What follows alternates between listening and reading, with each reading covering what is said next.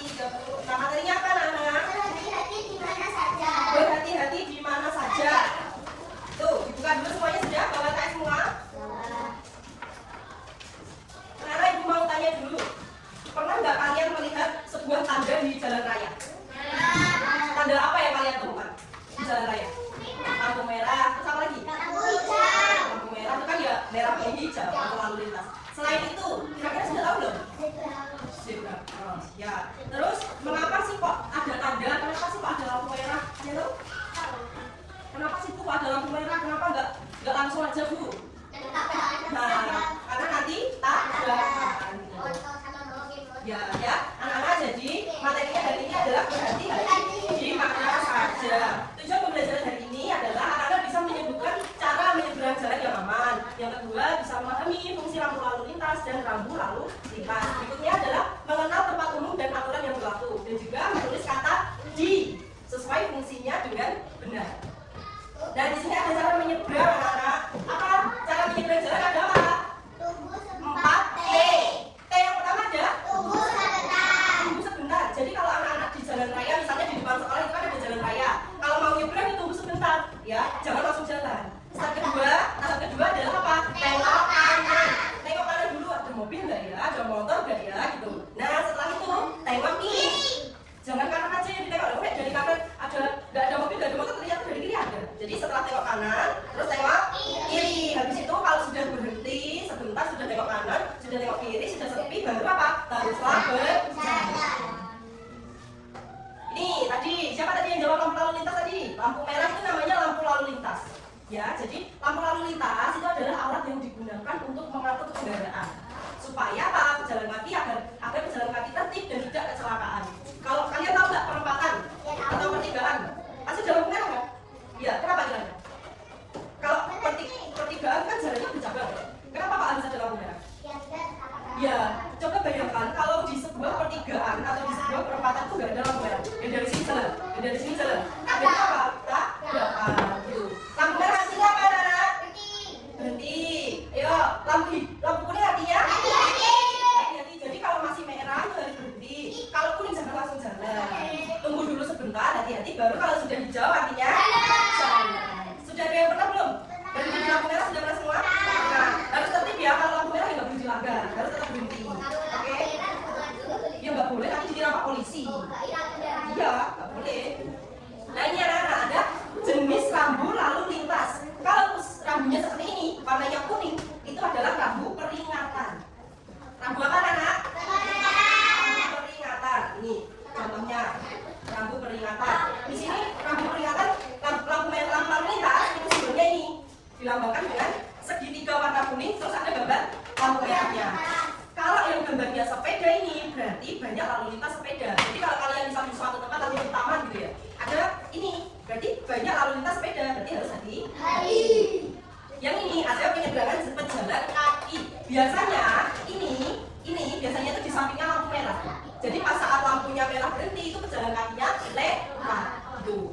Ada tikungan belok kanan. Nih. Belokan ke kanan, kalau arahnya dua seperti ini berarti jalannya dua arah. Tahu nggak jalan dua arah? Jalan satu jalan raya digunakan untuk dua arah yang berbeda. Ada yang maju, ada yang sini, maju ke sini. Oke, bisa dimengerti? Kalau yang ini apa? Gambarnya mobil oleng. Apa ini? Jalannya licin. Jadi kalau jalannya licin harus hati-hati. Peringatan untuk pengendara mobil supaya hati-hati. Jadi kalau ada tanda ini, kalau ayahnya lagi nyetir, disuruh hati-hati karena jalannya licin. Kalau yang ini, mobil ini, ya jalan menanjak. Nih, gambarnya seperti ada tebing sama ada mobil gini. Jadi jalannya menanjak. Kalau seperti ini, ada cekungan sedikit dan ada garis hitam, ini adalah jalan yang cekung. Belum jalan, rusak bolong-bolong. Itu, jadi harus hati-hati juga. Oke, sudah paham rambu peringatan tadi warnanya apa? Kuning. Warnanya kuning. Kemudian ada rambu larangan. Kalau larangan itu berarti tidak boleh. Jadi dilarang, tidak boleh dilakukan. Dilambangkan dengan warna merah yang dicoret. Itu berarti tidak boleh. Nih, kalau ini arah panah ke kiri itu berarti tidak boleh belok ke kiri.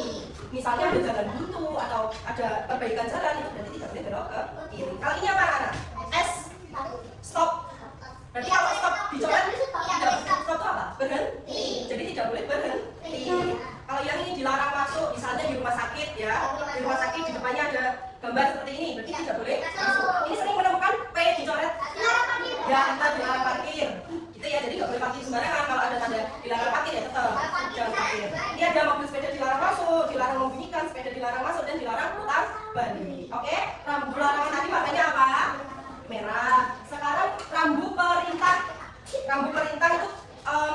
kebalikannya dari rambu larangan, diperbolehkan. Di sini kalau P tadi kan dicoret, namanya kaki berarti boleh parkir. Jalur pejalan kaki berarti boleh jalan kaki di situ, ya. Jalur sepeda berarti boleh naik sepeda di situ.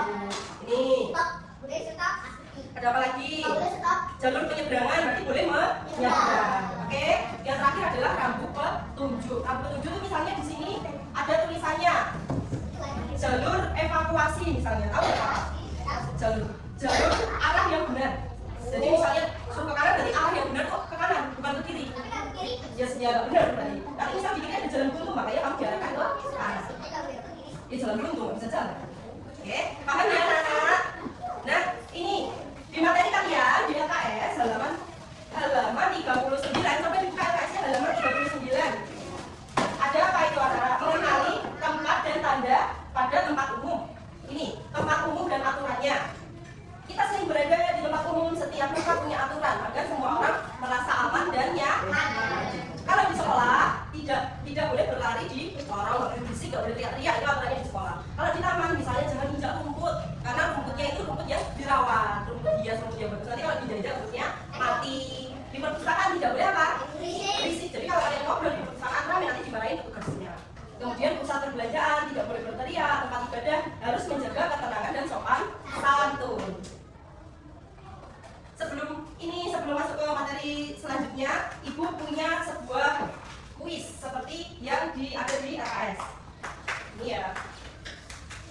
Ini aku adalah tempat untuk belajar. Aku memiliki banyak ruangan, ada banyak meja, kursi, dan papan tulis. Aku adalah.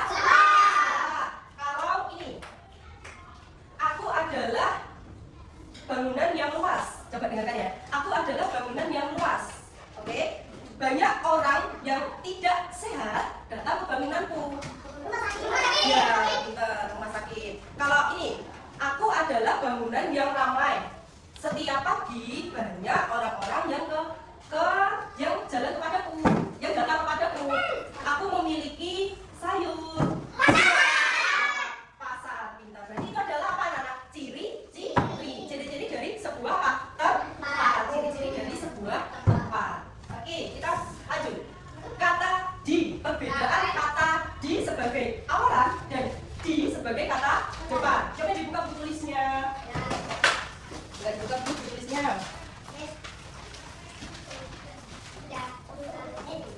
Kita sambil belajar menulis kalimat ya, anak. Dibuka halaman 40 LKS-nya, sambil dibuka halaman 40. Sudah 41 sudah tadi. Menulis di sebagai kata depan dan awalan. Di yang pertama adalah di sebagai apa? Awalan. Sebentar, nggak usah. Nanti saja. Kan kemarin sudah nulis.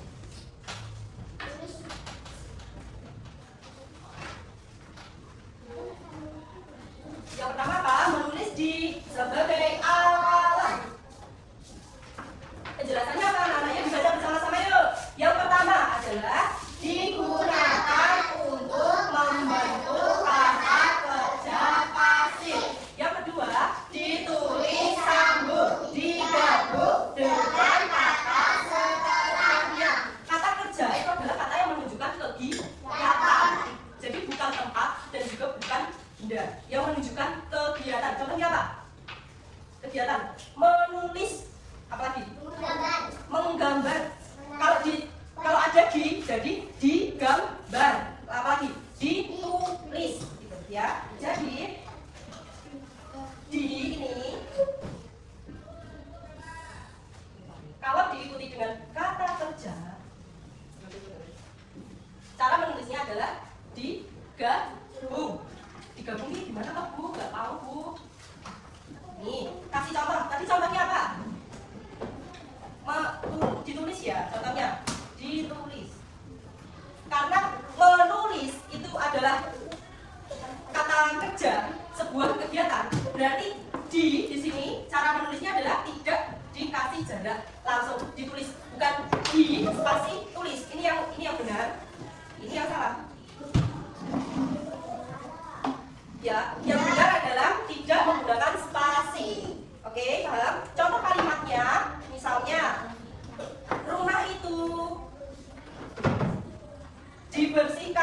berarti digabung apa dipisah? Dibersihkan ibu, bersih-bersih. Digabung. Dibersihkan ibu harus menggunakan huruf besar di depannya. Rumah itu dibersihkan ibu. Kalau di spasi bersihkan ibu benar atau tidak? Benar. Tidak. Kan harus digabung. Dibersihkan ibu. Oke, paham? Nah, yang kedua adalah kata di sebagai kata depan. Menulis di sebagai, ada yang tahu nggak bedanya apa? Di sebagai awalan dan di sebagai kata depan. Ada yang tahu? Ada yang tahu nggak? Ya, dibaca dulu bersama-sama ya. Yang pertama adalah menunjukkan tempat atau lokasi. Yang kedua, ditulis terpisah dengan kata setelahnya.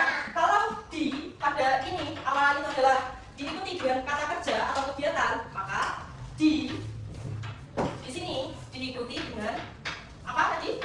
Diikuti apa? Tempat atau apa? Lokasi. Cara penulisannya adalah kebalikannya digabung. Kebalikannya digabung apa? Dipisah. Nah, contohnya apa? Apa? Terus diikuti dengan kata tempat. Di depan. Terus apa lagi? Di sekolah. Ya, misalnya seperti ini. Di sekolah. Ayo, yang dulu jangan rame ya. Ini yang benar. Yang salah di sekolah. Ini salah. Karena digabung. Kalau menunjukkan tempat berarti di harus dipisah. Di sekolah, di taman, di perpustakaan itu harus dipisah.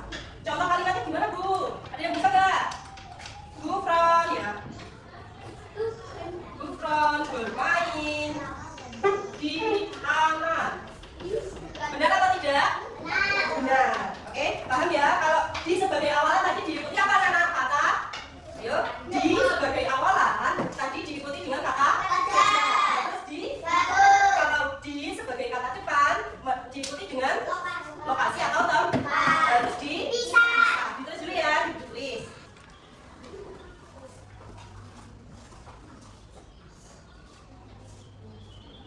Kemarin kami sudah menulis ya? Kemarin sudah menulis ini ya?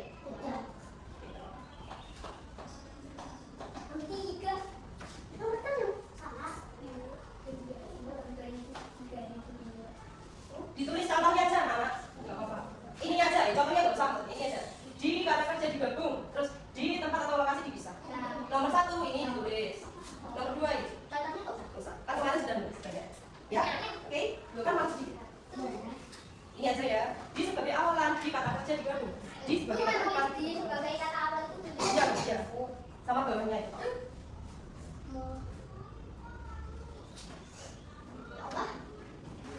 Siapa yang mau kasih contoh tadi angkat tangan? Nah, yang tinggi Mbak. Nah, apa contohnya? Ditanam. Ditanam, boleh. Yang kata di sebagai kata depan selain Mbak Alisa siapa? Di sebagai kata depan di belakangnya diikuti dengan apa? Tempat atau lokasi. Kakak, ayo apa? Tadi sudah cewek, sekarang cowok. Di selain di taman, di sekolah, di rumah, di mana lagi?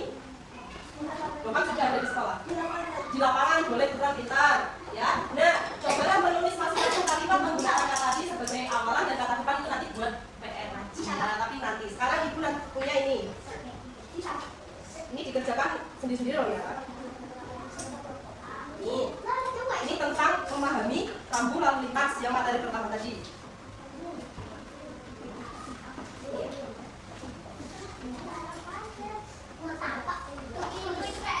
Mana? Enggak dong. Ya. Gimana? Sebentar. Memahami rambu lalu lintas. Pahamilah rambu lalu lintas itu, kemudian tuliskan angka. Angka sesuai informasi yang disampaikan, misalnya belok kiri. Ya, belok kiri itu tandanya di nomor yang mana? Tulis nomornya. Memang ditulis di atasnya. Ya, ditulis. Boleh.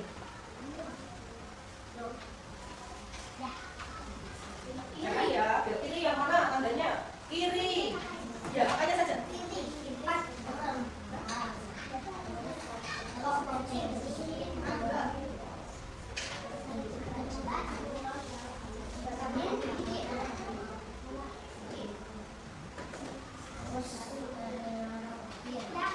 Sudah, pinter, cukup sekali Mas Alvin.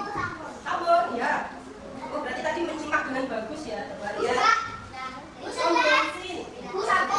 Ya. Teman-teman yang betul. Ada yang mau maju ke depan enggak? Ada yang mau maju ke depan? Ya. Siapa mau maju ke depan? Ya, di bawah. Kertasnya di bawah. Ya, sini. Nih, mau sambil dikoreksi ya, apakah pekerjaan teman-teman benar? Ya, ditunjukkan. Yang belok kiri nomor berapa? Nomor 4, benar atau enggak anak? Nomor 4, karena di situ ada tanda apa tadi namanya? Tanda apa tadi namanya? Rambu perintah dengan diwarnai tanda biru. Kemudian ada apa lagi? Pom bensin, angka berapa? 2, pintar. Terus lagi jembatan angka berapa? 5. Ini gambar jembatan ya ini. Lagi dibaca? Dilarang parkir 1. Lagi turunan jurang 3 benar? Benar, karena ada gambar mobil yang turun, ada gambar jurangnya. Lagi apa? Yang terakhir dilarang masuk. Benar semua, dia salah? Benar semua? Oke, kalau sudah boleh dibukukan ke depan sini. Pelan-pelan, nggak usah sekali. Nanti dinilai dulu ya. Kasih nama jangan lupa. Sudah, ya. Duduk lagi, yang anak duduk lagi. Oke, kita. Sekarang sudah duduk. Sekarang membentuk kelompok ya. Membentuk kelompok. Coba duduk dulu di tempatnya masing-masing. Satu deret aja ya.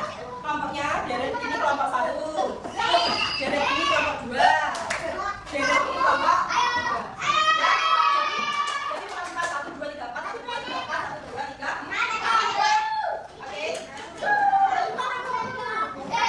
Duduk sini juga boleh. Duduk sini juga nggak apa-apa. Balik ke kelompoknya.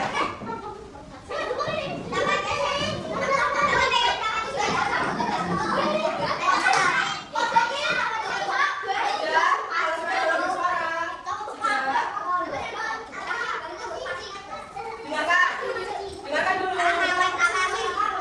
Menulis kata di isinya jawaban atau tempat disediakan sesuai dengan pemahamanmu. Ayo Mbak, dengarkan dulu Mbak. Mas, sing ganteng, sing cantik, dengarkan dulu. Ya, di sini ada kata depan sebagai kata depan dan kata imbuhan. Imbuhan itu maksudnya awalan ya. Imbuhan itu maksudnya awalan. Jadi yang ini yang kata depan itu sebagai di sebagai kata depan dan kata imbuhan itu di sebagai kata awalan. Tadi, diam. Diam, ya tidak bisa mengerjakan. Digunakan untuk apa? Contohnya, ya, digunakan untuk apa? Misalnya, kalau awalan misalnya untuk menunjukkan tempat atau untuk menunjukkan pekerjaan kegiatan.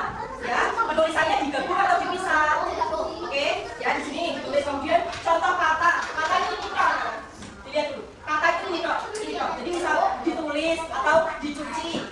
Ya, kalau kalimat, ayo didengarkan dulu. Didengarkan dulu. Kalau kalimat rumah itu dibersihkan ibu itu contoh kalimatnya. Contoh katanya dibersihkan. Oke, paham? Ya, dan diskusi sama teman kelompoknya. Diskusi namanya dulu. Ini kelompok 1. Tulis ya, kelompok 1. Tulis di kelompok 1. Di sini kelompok 2. Tulis kelompok 2. Ini kelompok 3. Tulis kelompok 3 di sini ya. Yuk, didiskusikan. Musyawarah. Kegiatan apa? Kegiatan dipilih. Yang mana yang tepat? Yang mana yang kegiatan dipilih? Imbuhan itu tadi apa? Apa?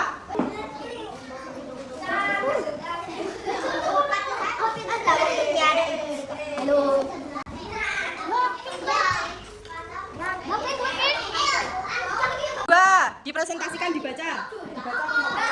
Yang lainnya diam. Kata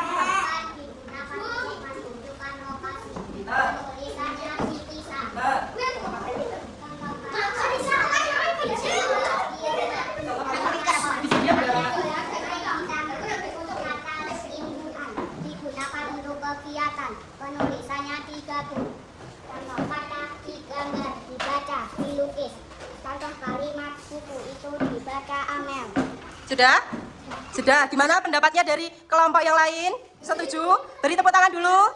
Beri tepuk tangan. Coba tepuk tangan. Nah. 2, 3. Kami dari kelompok 3. Ayo dibaca. Lokasi dipisah. Yo, ini dulu dibaca kata depan digunakan. Digunakan untuk lokasi. Penulisannya dipisah. Contoh kata di toko, di rumah, di sekolah, di taman. Raka membeli permen di toko. Alvin sedang belajar di sekolah. Kayla sedang bermain di taman. Kata depan digunakan untuk kata tempat. Penulisannya dipisah. Contoh kata di taman, di sekolah, di rumah, di lapangan. Contoh kalimat ada kucing di taman. Naila ada di sekolah. Alisa bermain di rumah. Kata imbuhan digunakan untuk menunjukkan kegiatan digabung. Contoh kata ditulis, digambar, dibaca, dimakan. Contoh kalimat buku itu ditulis orang, buku itu digambar. Sudah, beri tepuk tangannya dulu. Ya, jadi kesimpulan pada pembelajaran hari ini apa, anak? Berhati-hati di mana?